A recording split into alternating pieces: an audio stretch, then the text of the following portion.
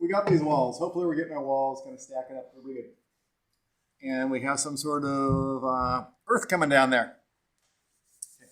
A couple of different things we want to do. We want to go through and put some sort of slab under all this. Okay, so let's go ahead and put a slab under all this. That'll be pretty easy. So come on down, and we're going to just create another floor. We're going to go down to the lower level and create a floor. Call it a slab.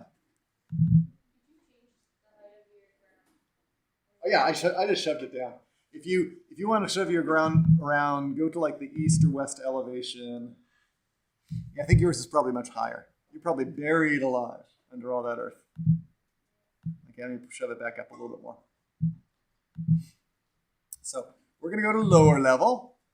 Make myself some sort of nice slab. For the slab, what I'm going to do is choose the floor.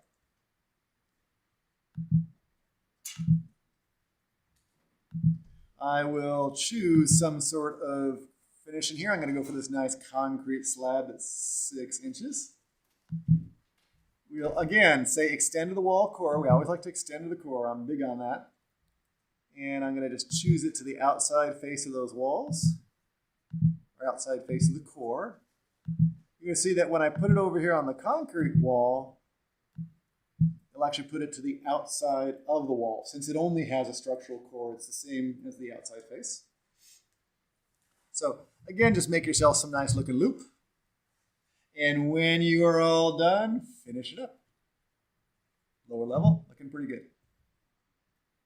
And if we go popping out to 3D, not too bad. Let me look at it in section view though. See better what's going on. So here's what's going on. I got this nice slab. It's looking pretty good. I got this concrete retaining wall. That's looking pretty good.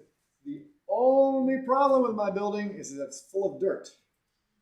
Okay, so we got to deal with that. So here's the deal. Going ahead and putting floors in works very, very well. Wood floors, concrete floors, that's okay. Floors, though, they're relatively dumb in the sense that they don't actually understand that they should displace other things. They do understand that they should intersect with walls. That's a pretty good on. But this whole issue of the site topography and the floor slab, they don't really have much knowledge of each other. So we're actually going to use another kind of object to help it out a little bit. Okay. And this object is something called a pad. Let me see if I can even find where that is. So we can create the site topography. I already did that for you, but there's this whole notion of a building pad. And really, what is a building pad? It's just a floor that cuts away and suppresses topo surfaces. Okay. And they lay out very similarly. It's actually, we're just going to use our floor and trace it to create our pad. We're just going to put it really right in exactly the same place. The only kind of thing you have to sort of watch out with pads is, since they have this special cutting away property, it's really a void, if you kind of think of it that way. You can't overlap them. It doesn't like two of them on top of each other. Okay, so you have to be a little careful with pads. But how are we going to apply that? We'll come back over here. We got that nice looking floor. We want to cut away all that. If it's time to go through and put a pad in there, here's what we're going to do. We're going to go back again to the lower level and draw it just like we draw a floor. Although I might actually want to have my pad extend out the front of the building here a little bit so that I have like some sort of patio or just something where I've cut away some earth in front of the building too. But anywhere that I'm going to cut away earth, I'm going to put this pad. So I'm going to put it under here, go all the way into the building. I'm probably actually going to extend even further, just to kind of cut away some of this earth in front. So how does that look in terms of implementing it? You go to the lower level again. Things looking pretty good. We are going to look for a slightly different tool. Now, pads don't exist under the architecture tools.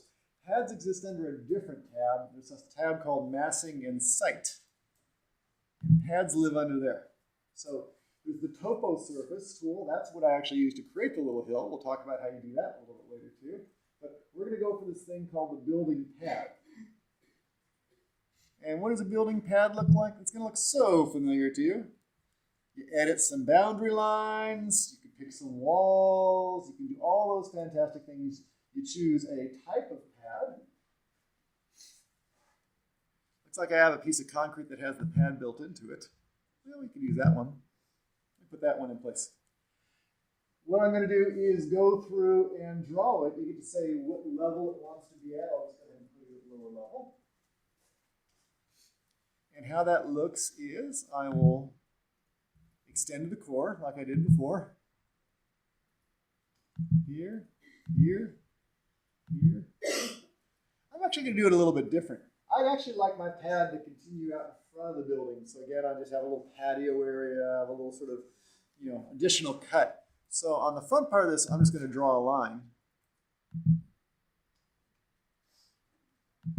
Now, I do need it to be a complete boundary, so what I have to do is clean that up and just intersect all those lines. So to do that, I'm going to use the trim tool. That's TR if you want to shortcut it. But just, again, I'm just cleaning up boundaries here to here. There. So I got a big pad under my building, including some pad that's outside the building.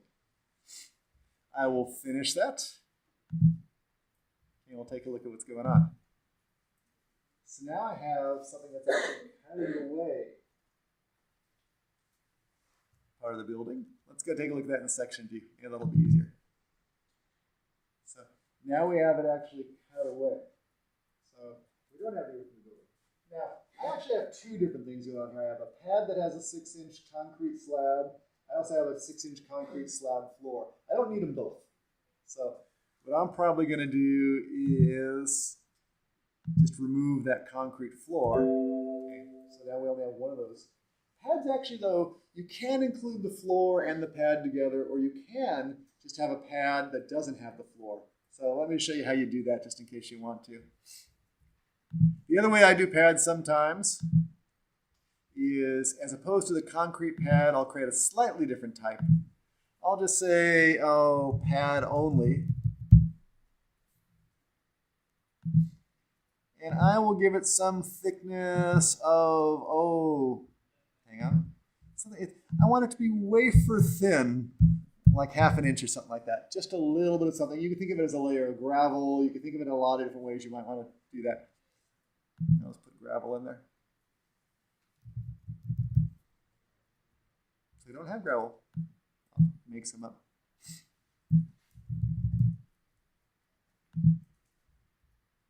This will just be flat earth. So you can decide whether you want to have the floor included in the pad or just really have this cutting element as a separate piece. It's like a thin layer. Either way will work.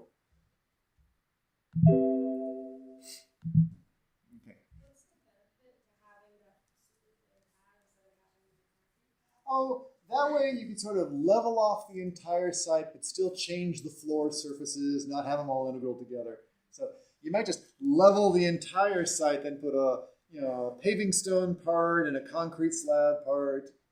It's really almost, the pad is really at that point, it's the equivalent of just bringing in a scraper of some type and just clearing the earth. So either way. Okay, so if you're looking pretty good and you have some sort of pad cutting out away, you are about 90% of the way there. The last thing you might want to do is just think about this issue of how the earth hits the building. Yes? But the pad, if you're bringing it out too far, it actually is above the ground. At that point, yeah, the pad is clearing the earth. So how do you show it? Like it's literally like a concrete slab sticking out of the ground. Pads are actually really kind of cool. Let me kind of show you this. It's kind of cool. Let me move the earth around a little bit. Actually, no, I'll do the other way. I'll edit the pad. You bring up a very interesting point. So let me see if I can get the pad. Pads are actually hard to select. I'll warn you about that. Let's see if I can get it in 3D. Topo surface. Come on, you. I'm going to try it in section. And now I can grab it there. Let me edit it. It'll force me to go to another view that I can edit it in. Okay, so here's the pad. The interesting question is, what happens if the pad actually goes very far and sticks out of the ground? And we will show you that it has the other attribute. Pads are not only really good about cutting away, they actually fill in too. So if you have to do fill, it'll do that for you. What's that? Oh, at that point, we would just stop the pad at that, whatever that line is, where it's matching the grade. Oh, you don't programmatically. You just have to kind of either see how it's looking in the section view, or yeah, we would just have to figure that out. That like in this view, it's hitting air right about there. So try and cut that out. Realistically, though, what ends up happening is it is a very common thing that you build your pad all at some level, and it does poke up around a little. We usually have a level surface and either fill or kind of cut in to make that happen. We'll do some retaining walls, a little bit of fill under it. So yeah, it's not quite smart enough to do like the real intersection the way you want it to. Okay, but pads actually do have that nice attribute to them. Even let me see if I can edit it here, bring it up further.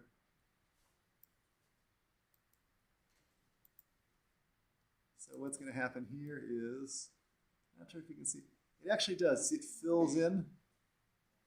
So it does level things off and fills in. So it really is just a horizontal surface. Okay, so what we would do for building is we'd ultimately put some little retaining walls around the side of there, just going to hold that earth back. Now here's the deal. We're going to pop around on this building and look at the sides. Look at that side, for example.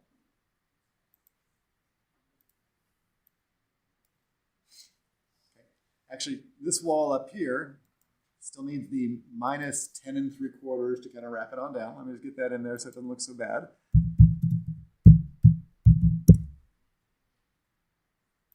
In fact, since you guys are pros, you know that you can, oh, it's going to work. I can grab a bunch of them. I was going to shift and do them all at the same time, or tab and do them all at the same time. Let me grab them all. Clean that up. Okay, that's looking better. So here's the deal. I got this fantastic wall on the side over here. Now this wall on the side is about half under the ground, half above the ground. So you got a choice here.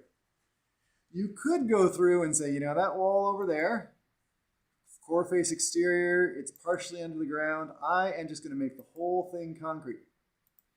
Okay. And you can. That's one way to approach it. Some people will just do that. They'll have all that concrete hanging out, and that's okay. The other way some people will approach this, though, is they'll say, I like the concrete, but I'd actually like to have some of the wood or the stone exposed and the concrete underneath it. I'd like to sort of, optimize that so I have as much of the nice finish before I get to the concrete. So a lot of times on a surface like this, you'll see that we actually have some sort of step down, or we have the siding continuing down and stepping down and following the contour. Again, you don't have to do it this way. You can put windows right in the concrete if you want to.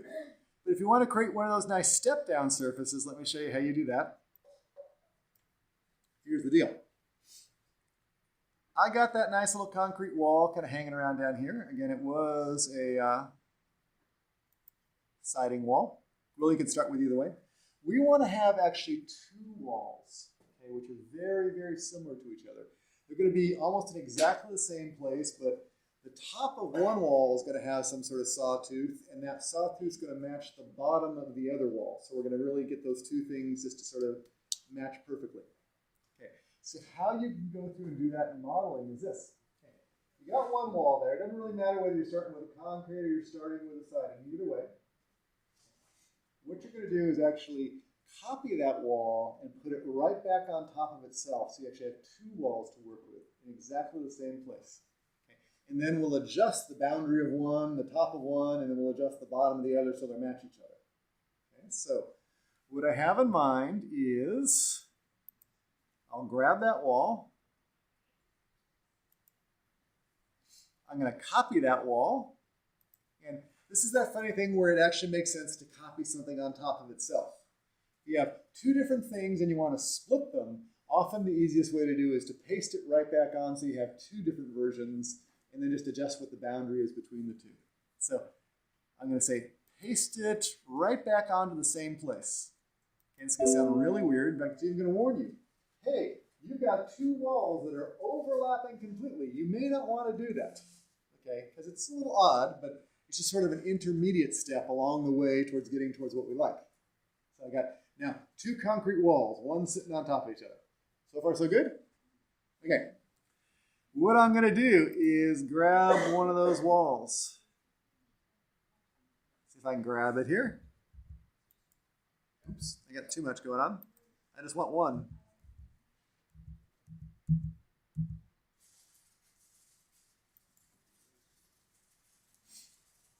I think, well, it's highlighted. It's just sort of, the other one's right exactly in the same place, so you can't see the blue right now. Okay, here's what we're going to do. Remember a while ago we talked about the idea of attaching or editing a wall's profile so that we can change its top or bottom? We can use that here where we can take that wall, and if I actually want to draw on the wall some sort of sawtooth pattern to kind of step on down, I can. And what I'll do is I'll say edit the wall profile. It'll show me that's the boundary of the wall. Okay. And here's what I have in mind. Let's go ahead and say that this first one I'm going to do, let me make me the concrete wall on the bottom, and then I'll do the other wall on top. Okay. So for this concrete wall, what I want to do is basically try to follow the profile of the earth, but I'd always like my concrete to stay above the earth. So what I can do is just draw some lines. Come down here. Now, construction people will tell you all about how they like these to be nice, even increments, like every 2 or 4 feet, because it makes it a whole lot easier to go through and place these things. So don't go sawtoothing. Don't make 16 segments out of this. Kind of find, some nice place, like 8 feet in is probably a pretty good place, because that's going to be a nice, even spot for some board work. If I can get to 8 feet. I'm just going to draw it there for now. I'll drag it down a little bit. I'll kind of step it down here. Maybe I'll do this in 3 segments. Don't do this in 15 segments. You just want to have a small number of segments because you're not gaining that much by breaking it into too many different little pieces. So maybe something like this. So again, here's my idea. I want to have concrete on the lower part. I'm going to have siding on the upper part. So I've adjusted the wall profile of one. I'm going to do a little trimming. I'm going to trim this to this. And this to that. Now I have that little extra piece up there. It has to be a boundary. Okay, so what this is going to do is create a stepped down piece of concrete. So far so good? Got the idea? Let's go ahead and close that up. So I got 2 things. I got the concrete wall on the bottom. Now I want to go back and get the siding wall above and get them to match up. So what I'll do is grab the other one. I'm going to edit its profile. And now I want to get the 2 to match.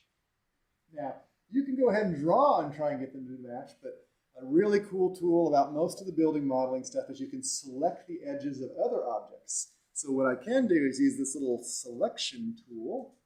Anytime you see that arrow pointing at the green, that's for selecting. And I can actually just go through and select.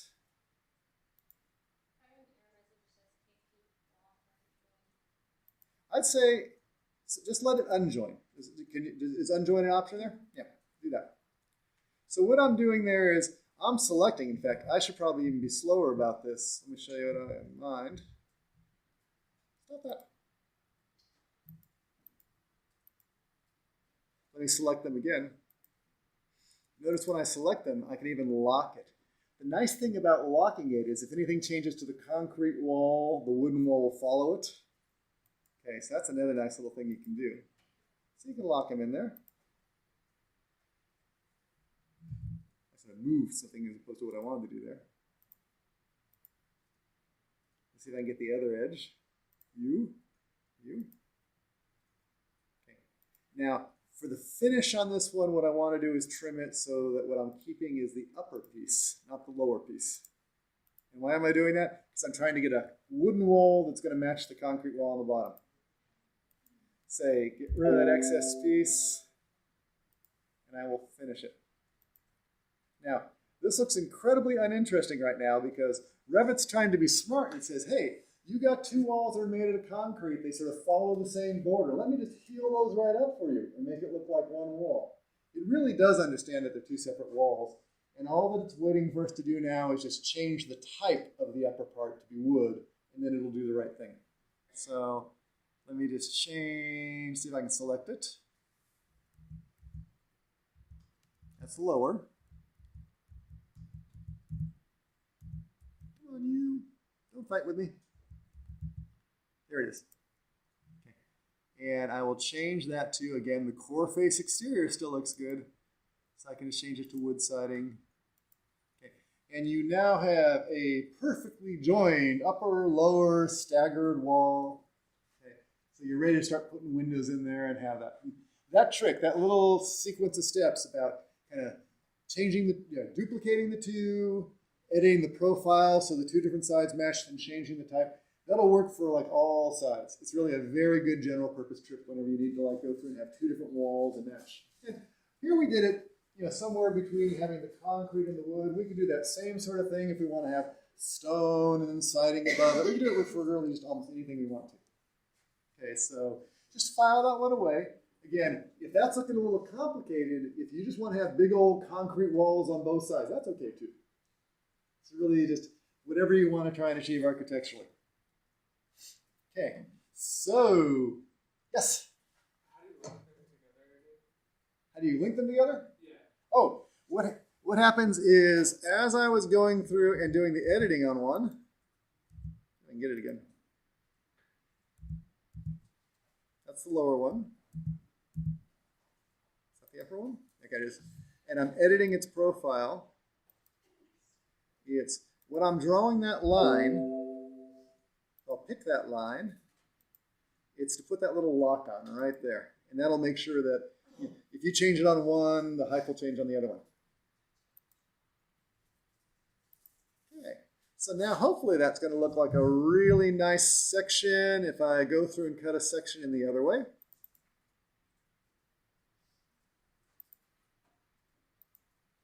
Come through this way.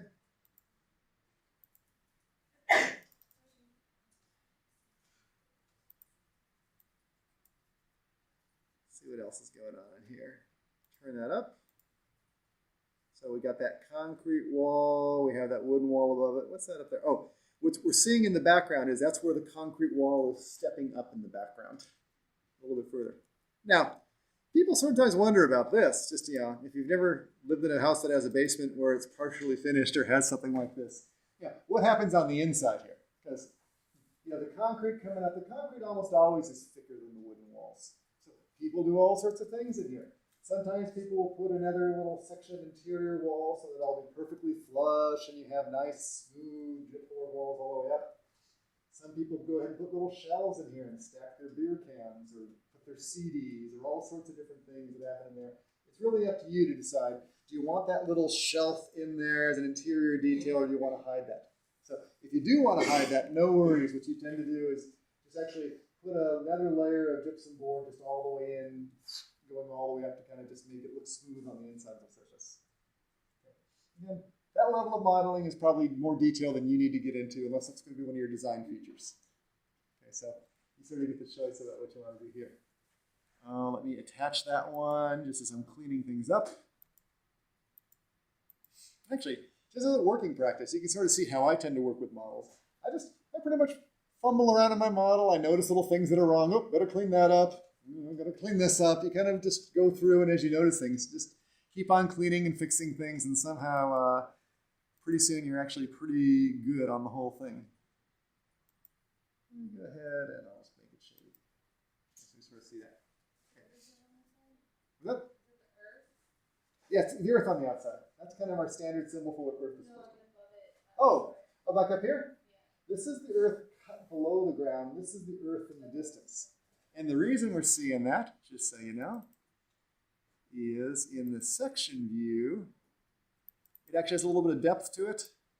If I wanted to sort of really be a very small cut and not see all that background, I can shrink the boundary and it would just be like that.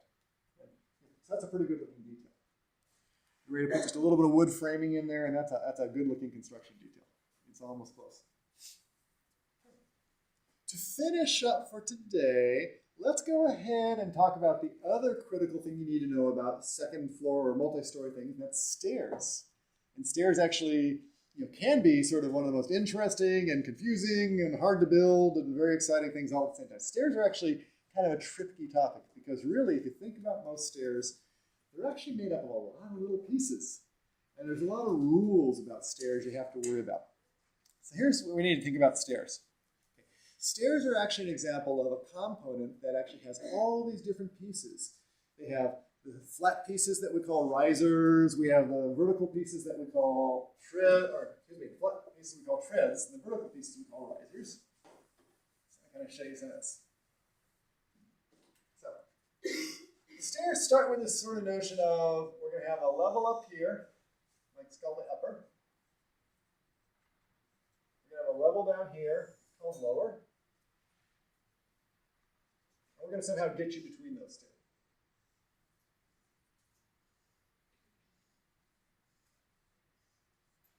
Within that, there's some sort of an issue of a height in here, some floor to floor. Okay.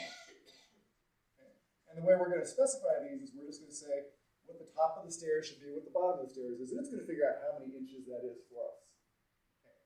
Then we're going to break that up into spaces, and here's what you need to know. There's these things over here, these are called risers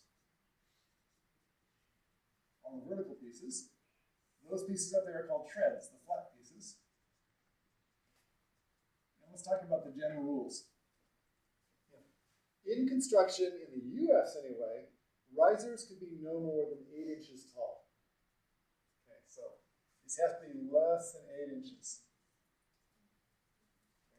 They're also supposed to be even. It's very hard if the stair actually has uneven risers, you trip on it because you're getting used to a certain rhythm and all of a sudden your toe catches on something because it's just not what you expect. So risers have to be less than 8 inches, and they're all supposed to be equal.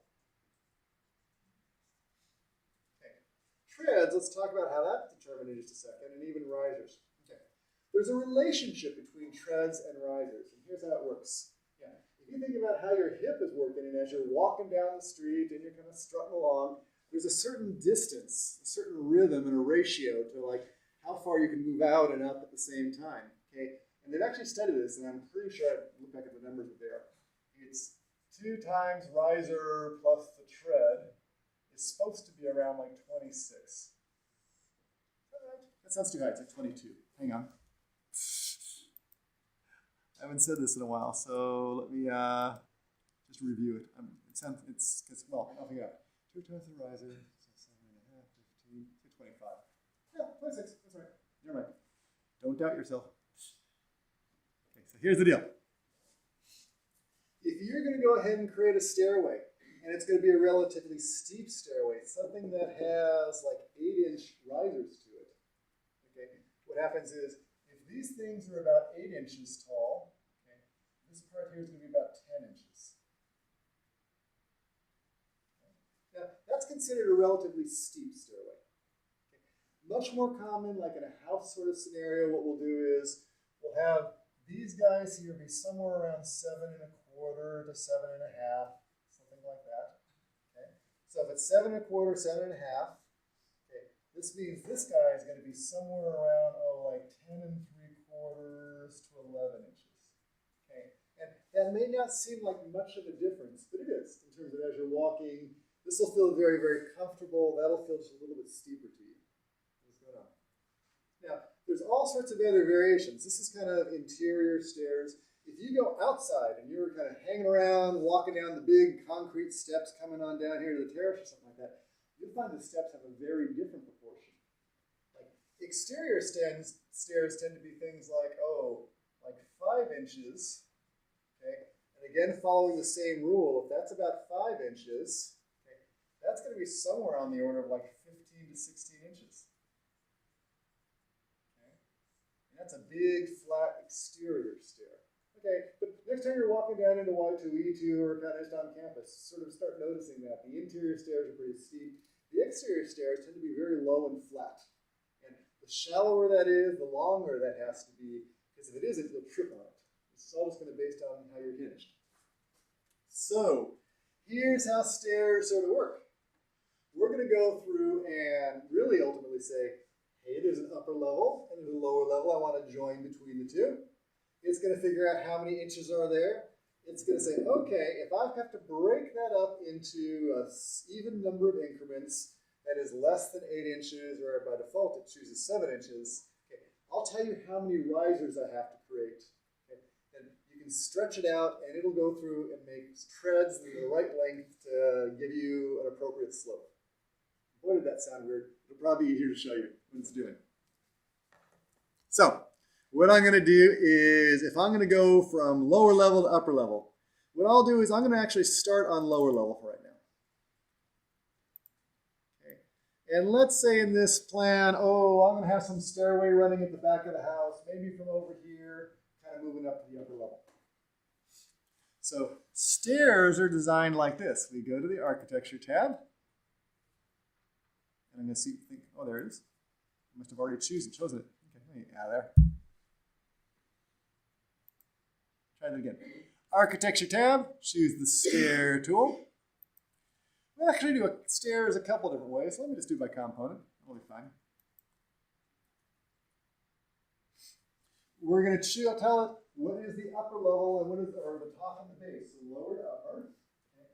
Based on that, it's going to go through and figure things out. It's even telling us that based on lower to upper, I have about 10 feet or 120 inches to take care of. It's suggesting that the desired number of risers would be 18. Okay.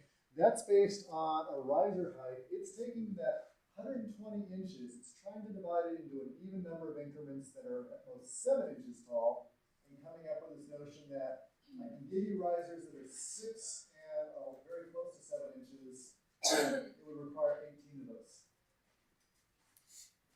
So you can go through and say, you know, I would really like to have more risers. It'll say, okay. If you want 20, then the actual riser height is going to be 6 inches. If I bring it back down to 18, everything's kind of cool. If I bring it down to 17 or 16, it'll complain. Okay, so somehow the risers that I would have to create would be much bigger than the standard height that I want to allow by code. Okay, so I'm going to leave it at 18 for now. Okay, once we choose how many risers we want to put in there, how you draw a stair is actually pretty simple. Let's start with the simplest.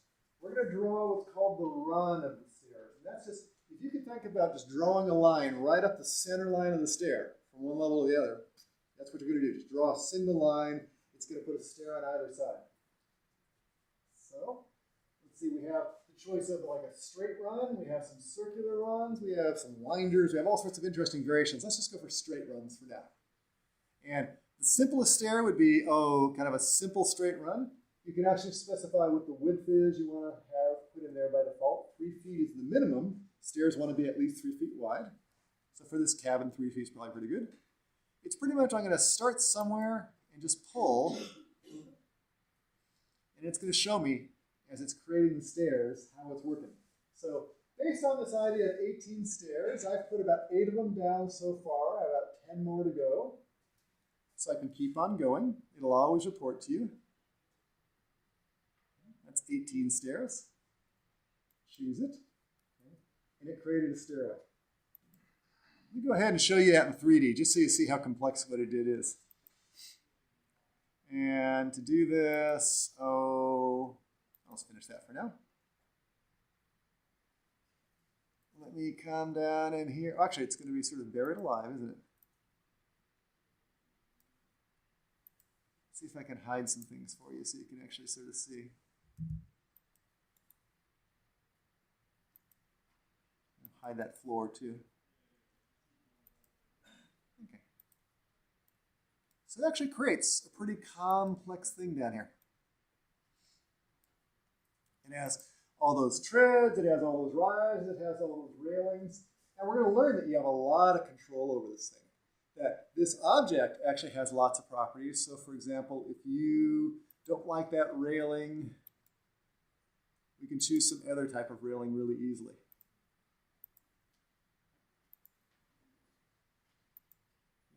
If we don't like the tread pattern or something like that, this looks like it's all out of wood.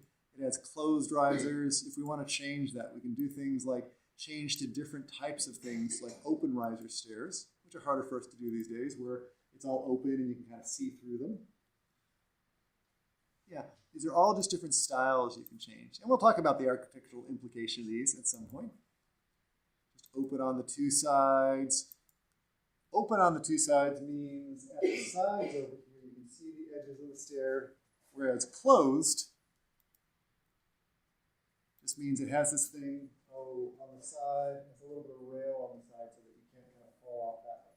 So a lot of different options there, but that's all just types. When we're learning to control types and how we control the formulas that determine how the brackets are spaced and how the balusters are spaced, we'll learn how to control all that stuff, but it pretty much starts with just kind of creating basic shapes.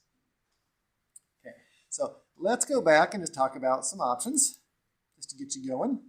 So single straight run stair, really, really easy. Once you've placed the stair, you can always edit it.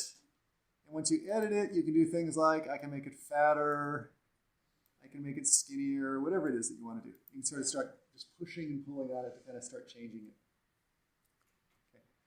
Another variation on the stair that you want to know about is, though, what if you don't want to have a single straight run? You want to have something come up and have a landing and double back the other way.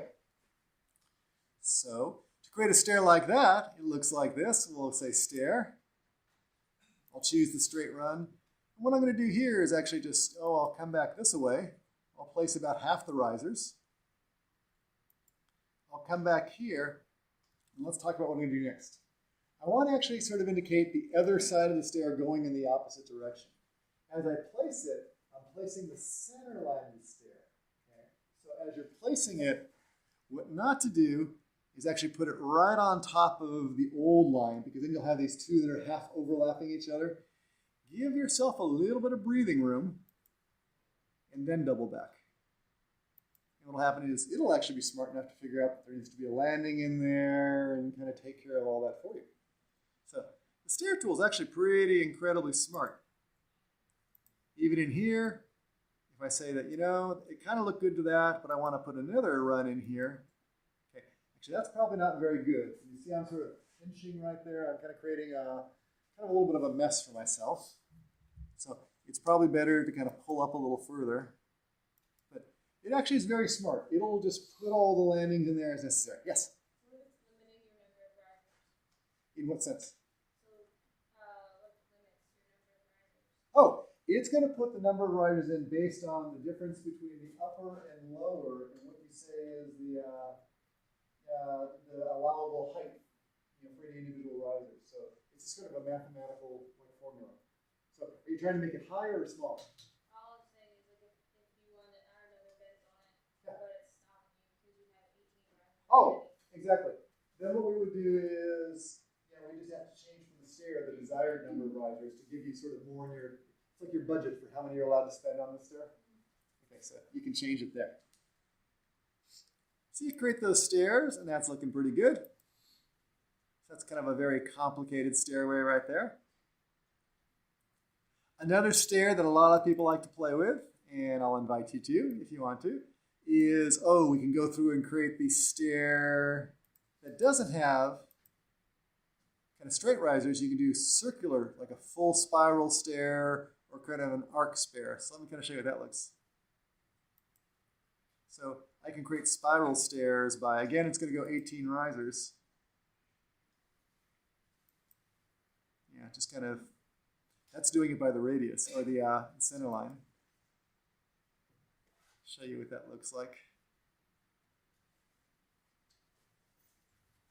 It's generating a stair for us. Let's go back to 3D. And you're going to see it kind of hanging around in there. And there's my little spiral stair. Now, stairs get complicated not because they're hard to model so much, is that you actually have to think about how they're going to be designed very carefully. Stairs are a little kind of the over and the belower and how they're going to connect and just really what's going to be under them. And the last thing we're going to have to do is actually leave a space for them. So let me just kind of finish up with that for today. We'll keep on going with stairs. Here's the deal. I'm going to go to that upper level. You'll see I got my floor over here. I put that stair in. Can you see it kind of poking up here? The one thing we haven't allowed for in all this is that actually the stair needs to cut out some space that it's going to poke through the floor on the second level with. So let's go ahead and do a little adaptation to make that happen. I'll just pull that wall back. But here's what we got to do. You can see the stair underneath. We need to put a hole in our floor to allow space for the stair to come popping up. So after you figure out where the stair is going to be, no worries. Choose the floor and edit it, and you can now go through and draw some sort of boundary. I'll often pick the boundary since I want it to always stay right at the edge of the stair. And now I can decide, oh, whether I'm going to trim that or just going to have a hole on all sides. Let me just put it on all sides now. I'll tell you a better way next time to do it. Finish that up. What's going on there? I have to do a little trimming. Something's not quite clean over there.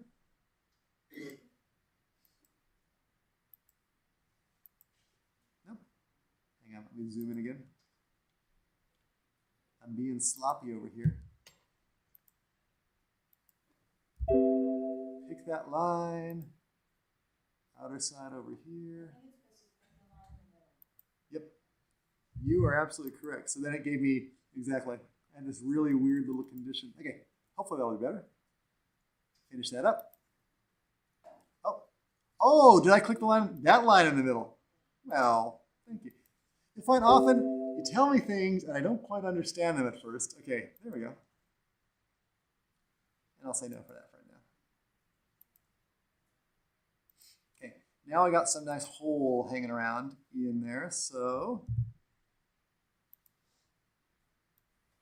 I hid the floor. I get rid of this stair so you don't have to look at it. And I'll unhide the floor just so you can sort of see it.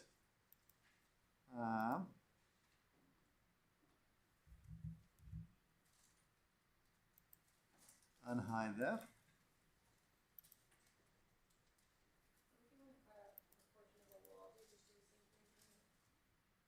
Similar. It's, let's talk about it in more detail in terms of doing that. But no, it's sort of a similar operation. Hang on, I swear I got that floor out. Let's do that again. Unhide the element. Okay, so you can sort of see that thing poking through over there. Okay, we'll go through this in some more detail next time. But the important thing is just go ahead and as you're starting to think about how your stairs are going to lay out, connecting things, think about really where they're going to be, how much room you have to allow for them, what's going to be under them, what sort of headroom you have to leave for them. And we'll just kind of go into more detail about all your different options there. But between now and Thursday, if you can start doing some thinking about just the overall shape and what you want to have on the different floors, we can address some specific issues about how to lay out your stairs and things on Thursday. Okay? So let's go ahead and break for today.